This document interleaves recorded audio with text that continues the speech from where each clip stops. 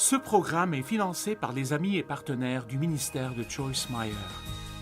Voulez-vous vraiment faire ce qui est juste? Êtes-vous prêt à faire ce qui est juste, même si vous êtes la seule personne qui le fait?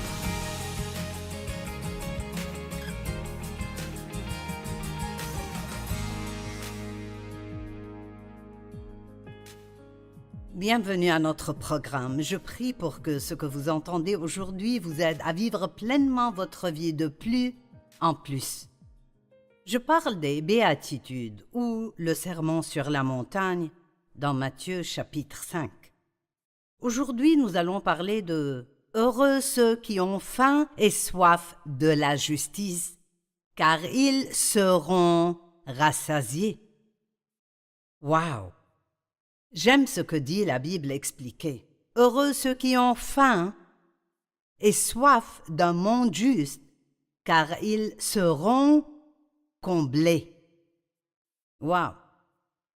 Pensez à combien d'insatisfaction les gens ont dans leur vie. Et vous, êtes-vous insatisfait de quoi que ce soit en ce moment? Je me poserai la question un peu plus tard. Mais en ce moment, je traite avec vous, je ne traite pas avec moi. Dieu traite beaucoup avec moi. Combien de personnes sont insatisfaites de leur apparence, de leur travail, de leur vie en général, de leur église, des personnes qui les entourent, de leur situation financière, de leur voiture, leur maison, leurs voisins, leurs parents. Le diable nous indiquera toujours quelque chose dont nous ne sommes pas satisfaits, car ce n'est pas parfaitement comme nous aimerions que ce soit. Mais alors, si nous le regardons comme Jésus voudrait que nous le regardions, aucun de nous n'est parfaitement comme les autres voudrait que nous soyons non plus. Oups, nous oublions ceci, n'est-ce pas? Nous ne pensons qu'à ce qui ne va pas chez les autres. Et Dieu ne veut pas que nous jugions les gens durement. Ceux qui font miséricorde aux autres recevront miséricorde eux-mêmes. Que signifie avoir faim et soif de justice? Ça signifie que vous êtes une personne qui veut vraiment faire ce qui est juste. J'aime ça. Je veux faire ce qui est bien. Je veux faire ce que Dieu veut que je fasse. J'ai faim de faire ce qu'il faut, et je crois que vous aussi, sinon vous ne prendriez pas le temps de regarder une émission comme celle-ci. Maintenant, quand nous parlons de justice, il y a deux sortes de justice.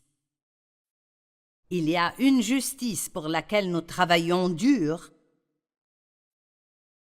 et puis il y a une justice qui nous est donnée comme un don de Dieu. Et normalement, ce que les gens font, c'est qu'ils essayent vraiment de faire ce qui est juste afin qu'ils soient considérés comme justes. Mais ça ne marche pas, parce que vous ne pouvez pas donner ce que vous n'avez pas. Vous dites, hein? Eh bien, la Bible dit que lorsque nous croyons en Jésus-Christ comme notre Sauveur, Dieu nous donne sa justice en cadeau. Il nous considère, dit la Bible amplifiée, comme étant justes, même si nous faisons toujours de mauvaises choses. Dieu nous considère comme étant justes grâce à notre foi en Jésus. Celui qui n'a pas connu le péché, il l'a fait devenir péché pour nous, afin qu'en lui nous devenions justice de Dieu. Certaines personnes préfèrent dire que la justice nous est imputée. C'est la même chose que de dire qu'elle est offerte en cadeau. Mais alors, que se passe-t-il si vous savez dans votre cœur que vous avez été rendu juste devant Dieu et que même lorsque vous faites des erreurs, vous ne perdez toujours pas cette justice devant Dieu? Alors vous deviendrez le genre de personne qui veut répondre à ce grand don que Dieu vous a donné en faisant ce qui est juste. Je veux vraiment que la justice que Dieu a mise en moi s'exprime à travers moi, afin que je puisse vivre une vie juste et que d'autres personnes puissent voir Jésus à travers moi. Je sais que vous voulez ça aussi. Je crois toutes sortes de bonnes choses à votre sujet. Je crois que vous voulez faire ce qui est juste. Nous ne devons pas laisser cela nous frustrer quand nous échouons.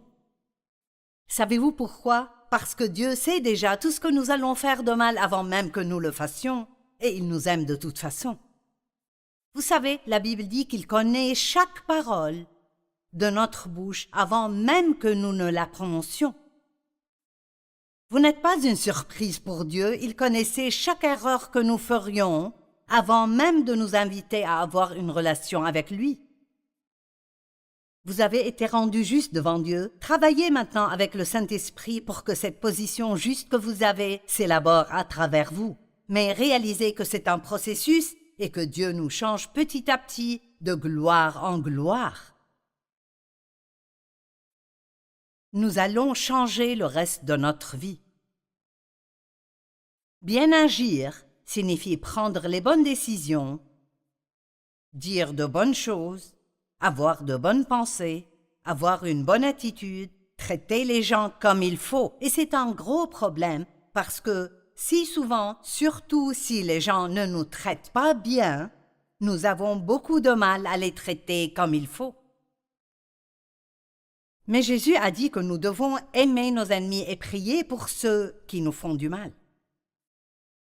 Vous voyez, la Bible dit que le soleil brille sur les bons et les méchants.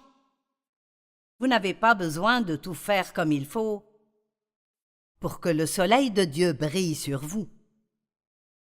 Je crois que quand vous êtes une personne qui veut vraiment faire ce qui est juste, si vous êtes une personne comme ça, vous allez vraiment pleurer votre péché. Quand vous êtes coupable d'un péché ou vous faites quelque chose de mal, cela va vous blesser parce que vous ne voulez pas blesser Dieu. Mais si vous connaissez le caractère de Dieu et si vous croyez ce que dit la parole de Dieu, vous savez aussi que lorsque vous faites des fautes, tout ce que vous avez à faire est de les avouer. Soyez prêts à vous repentir, ce qui signifie aller dans une nouvelle direction. Vous n'allez pas continuer à faire cette chose encore et encore. Immédiatement vous êtes pardonné, votre péché est jeté aussi loin que l'Est et de l'Ouest. Dieu ne se souvient plus d'eux et il n'y a aucune condamnation pour ceux qui sont en Jésus-Christ.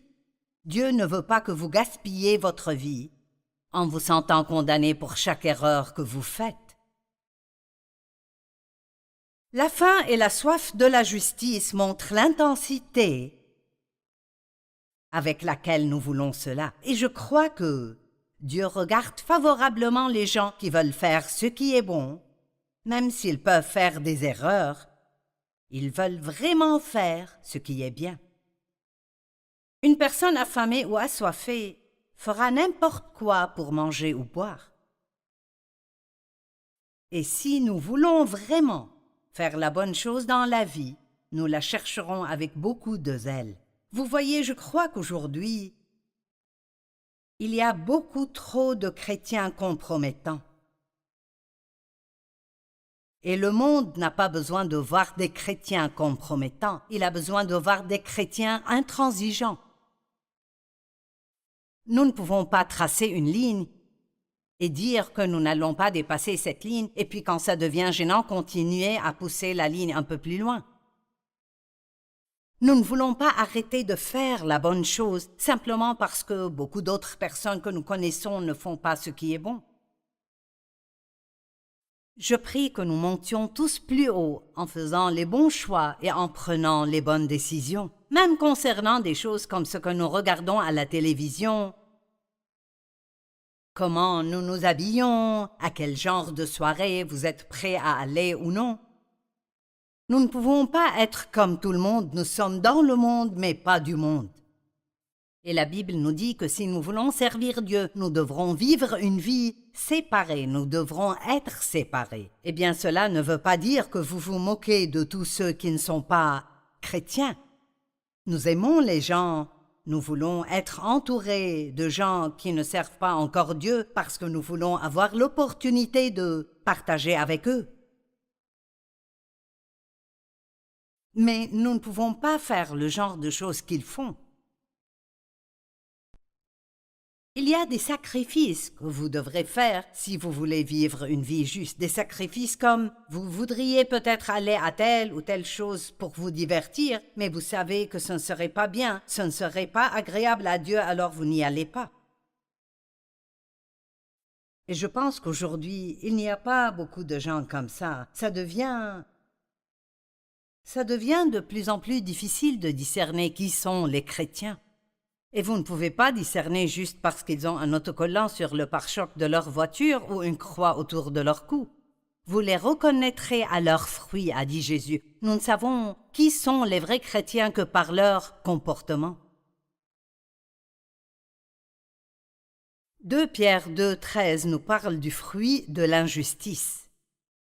Ils recevront alors le salaire de leur injustice, eux qui trouvent leur plaisir à se livrer à la débauche en plein jour. Hommes pervers et souillés, ils se délectent de leur tromperie quand ils prennent part à vos festins.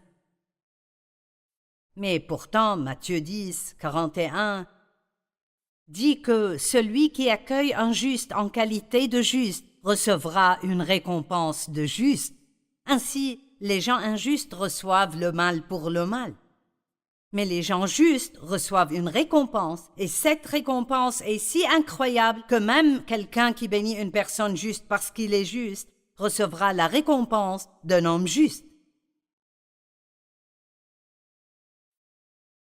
Les récompenses de Dieu sont absolument incroyables. Maintenant, Romains 6, 20 à 22 dit « Lorsque vous étiez esclaves du péché, vous étiez libres par rapport à la justice. Quels fruits portiez-vous alors? Des fruits dont vous avez honte aujourd'hui, car leur fin, c'est la mort. » Alors il demande aux Romains de penser. D'accord, quand vous viviez dans le péché, vous étiez libre de tout besoin de vivre une vie juste. Quel avantage avez-vous reçu de ce genre de vie? C'est juste de la misère. Qui pourrait vraiment dire que c'est bon d'avoir une gueule de bois? Je veux dire, qui pourrait vraiment dire que c'est bon d'être rempli de haine envers autrui? Ce n'est pas bon, ce n'est pas agréable, cela ne vous apporte ni joie ni paix. Qui voudrait vivre sa vie en ayant peur de se faire prendre en train de faire quelque chose parce qu'il fait quelque chose de mal? Mais maintenant que vous avez été libérés du péché et que vous êtes devenus esclaves de Dieu, vous avez pour fruit la progression dans la sainteté et pour fin la vie éternelle. Alors évidemment, la sainteté est une récompense. Pensez à quel point cela fait du bien de poser la tête la nuit et, non pas dans l'autosuffisance, mais en sachant que, par la grâce de Dieu, vous avez pris les bonnes décisions ce jour-là, vous avez fait ce qu'il faut faire. Par exemple, si tous vos amis vont à une fête et vous savez qu'il y aura de la drogue et de l'alcool et juste des choses auxquelles vous ne devriez pas participer, et vous dites non, je ne vais pas pouvoir y aller. Votre chair pourrait avoir un peu mal si vous restez seul à la maison, mais mon Dieu, votre esprit se réjouira. Et quand vous posez votre tête la nuit, ce ne sera pas sur un oreiller dur de culpabilité. Vous feriez mieux de laisser votre chair souffrir un peu et d'avoir votre esprit dans la joie que d'avoir votre chair dans la joie et votre esprit dans la tristesse. J'ai vécu des années avec ce deuil à l'intérieur parce que je savais que je ne vivais pas comme Dieu voulait que je vive et je ne veux plus rien avoir à faire avec ça. Je veux faire ce qui est juste. Allez, avez-vous faim de faire ce qui est juste? Avez-vous soif de bien traiter les gens, de bien choisir? La sainteté est une merveilleuse récompense. Maintenant, la Bible parle de la porte étroite et de la porte large. Cette porte étroite représente un chemin, le chemin étroit. Il s'agit essentiellement de dire, si vous allez vivre sur le chemin étroit qui mène à la vie, rappelez-vous qu'il y a une récompense à la fin de ce chemin. Mais il y a certaines choses que vous ne pourrez pas faire. Pourquoi? Parce que tout simplement, ce ne serait pas juste. Vous savez, si vous voulez découvrir la justice que Dieu a mise en vous, alors vous ne direz pas de mensonges. Même si cela vous causerait des problèmes, vous ne direz pas de mensonges. Vous ne volerez pas. Vous ne ferez même pas des choses comme prendre des affaires de votre bureau à la maison, parce que ce serait prendre quelque chose qui ne vous appartient pas. Vous ne commettrez pas d'adultère parce que la Bible dit que c'est mal. Il y a des choses auxquelles nous devrons dire non si nous voulons vivre le genre de vie que Dieu nous appelle à vivre. Maintenant, souvenez-vous, quand vous êtes un chrétien né de nouveau, Dieu vous rend juste devant lui, mais c'est pour que vous puissiez produire ce fruit de justice dans votre vie. Entrez par la porte étroite, car large est la porte, spacieux le chemin menant à la perdition, et il y en a beaucoup qui entrent par là. C'est facile de vivre sur le chemin large. Vous pouvez faire ce que tout le monde fait, conduire avec votre autocollant sur votre voiture, aller à l'église le dimanche et juste aller faire ce que tout le monde fait. Mais à la fin, ça mène à la destruction.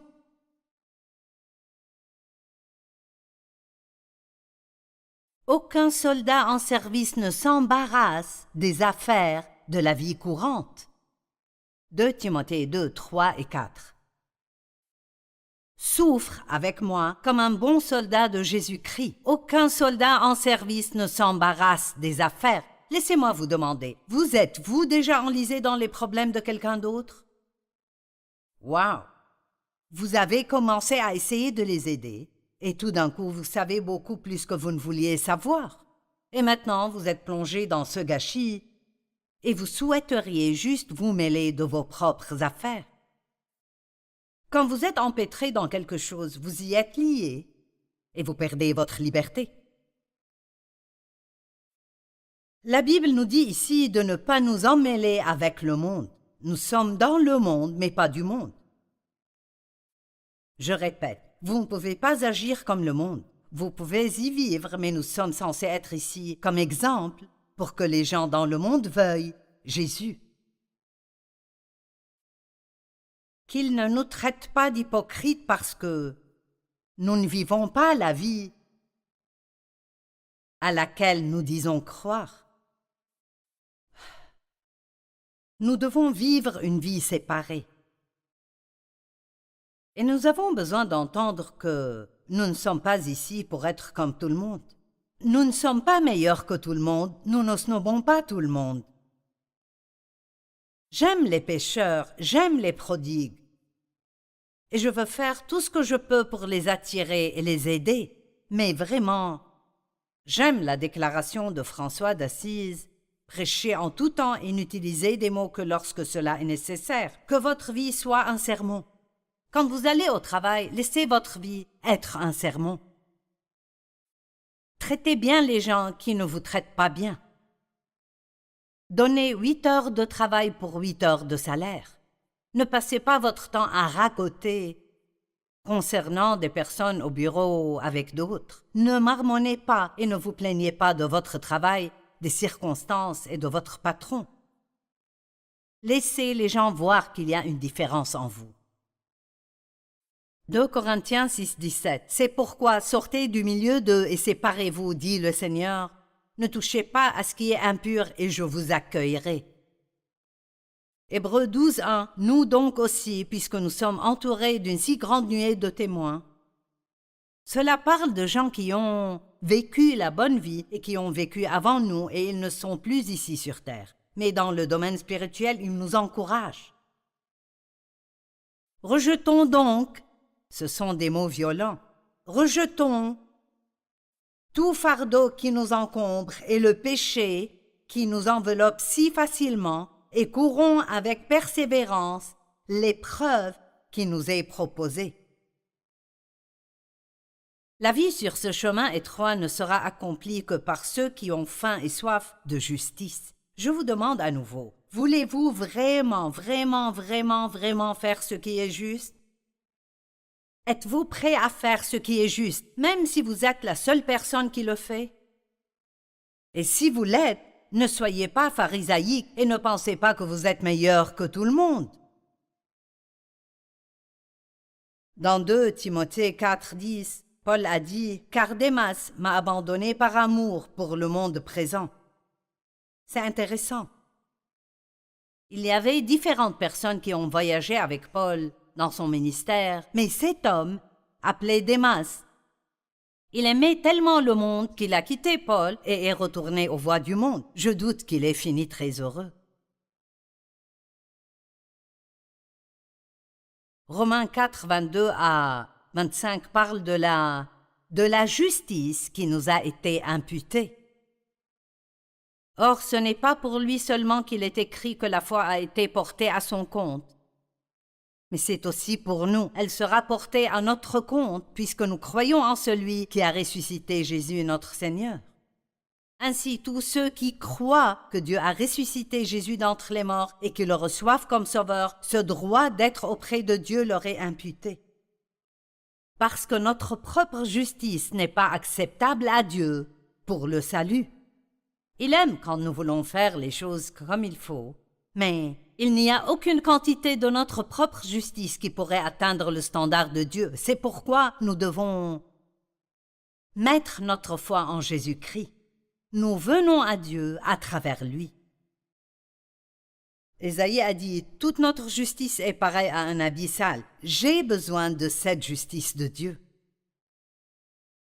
Je veux que vous compreniez ce que je dis. Si vous êtes un croyant, vous êtes rendu juste devant Dieu, mais si vous aimez vraiment Dieu, vous voudrez faire ce qui est bon. Et vous ne le faites pas parce que vous devez le faire ou pour mériter une bonne réputation auprès de Dieu, mais parce que vous aimez Dieu à cause de ce qu'il a fait pour vous. La Bible nous enseigne dans Hébreux 5 qu'une personne ne peut pas mûrir spirituellement si elle ne comprend pas la justice. Vous devez comprendre la doctrine de la justice, et c'est ce dont je parle en ce moment. La doctrine de la justice est que nous sommes rendus justes devant Dieu par la foi en Jésus-Christ.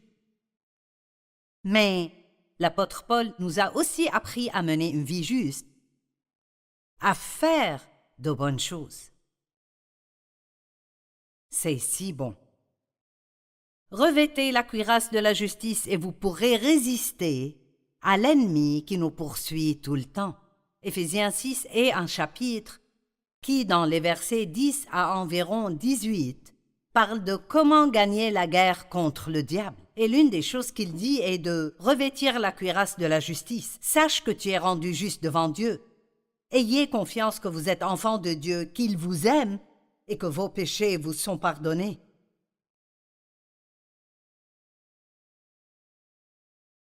Pierre 2 dit « Il vaut mieux ne pas connaître la voie de la justice plutôt que de la connaître et de revenir au péché. Le chien est retourné à ce qu'il avait vomi et la truie à peine lavée s'est vautrée dans le bourbier. » Je veux vous encourager à ne pas faire de compromis. Ne reculez pas quand vous faites la bonne chose.